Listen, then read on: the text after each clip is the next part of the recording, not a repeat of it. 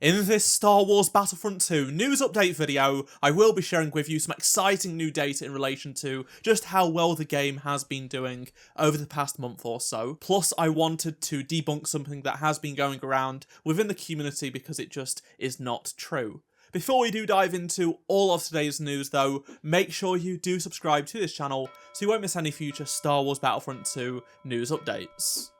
Firstly, I want to show you something cool that happened earlier on today. So Finn himself, John Boyega, posted on his Instagram stories a video of himself playing Battlefront 2 at a recent sort of Comic-Con style event. As we've known, he is a big fan of all Star Wars games and was part of the marketing for Battlefront 2, but also played the game throughout its live service and post-Scarif, and has continued to talk just how much he loves Battlefront 2. He didn't mention anything like Battlefront 3 or something like that, but I'm sure he definitely does want more Battlefront, of course.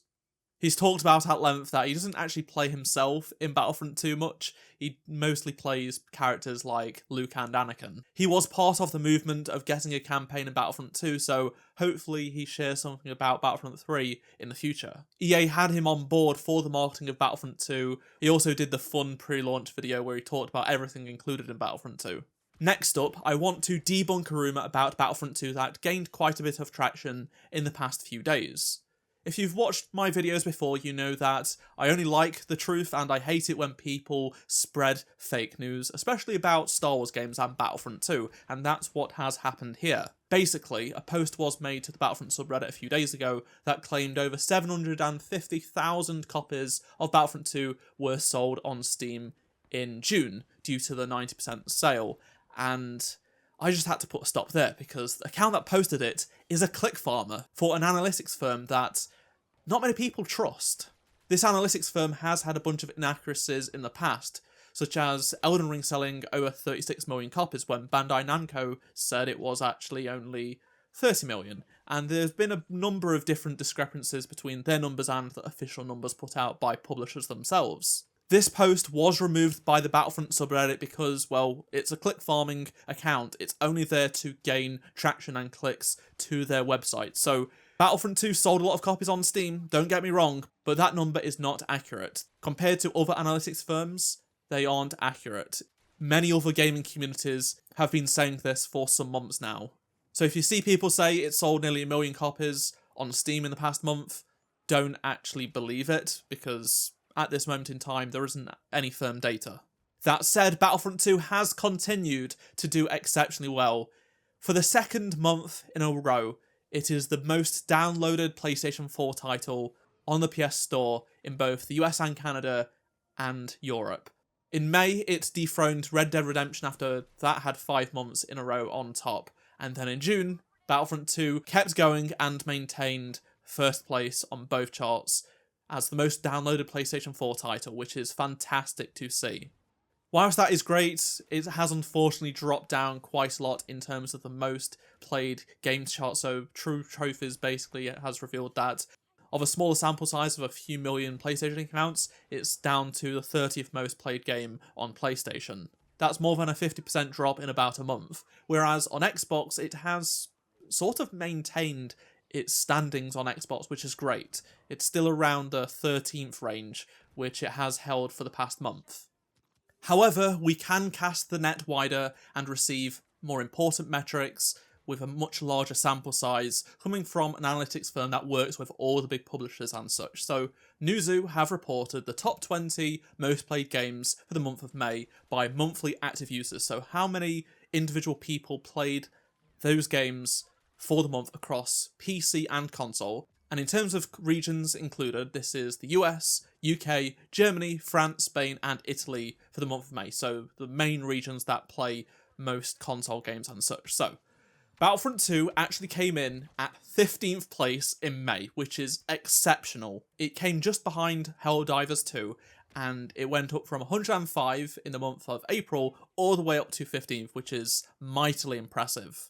If you look at the other games, it's all the games you would expect, all the most popular games that are in the top 20 or even the top 5 and top 10 every single month. Fortnite, Call of Duty, Minecraft, GTA 5, Roblox, EAFC, Rocket League, CSGO, Marvel Rivals. These are just the constant staple that happens to be in the top 10 every single month. And to see Battlefront 2 almost reach into the top 10 is fantastic.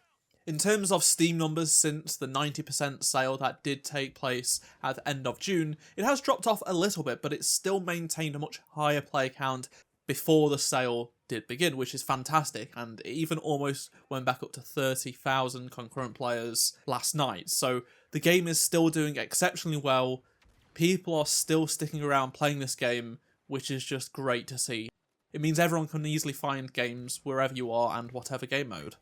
I also want to provide a reminder that Battlefront 2's 90% sale, so the game at its lowest price ever, will run out on Thursday, July 10th. This is your last chance to get it 90% off on Steam and almost as much on other platforms as well, so definitely purchase it if you haven't already on PC, so you have it ready for when you do have access to Kyber or when you do get a PC, or just tell your friends that haven't got the game yet. This is their last chance. You've got to get it right now. Of course, it probably will go down sort of close to this price in the future, but you could be waiting a month, a couple of months, several months. We just don't know. It's never been this low before. With all the success around the game, people have wondered, does EA know?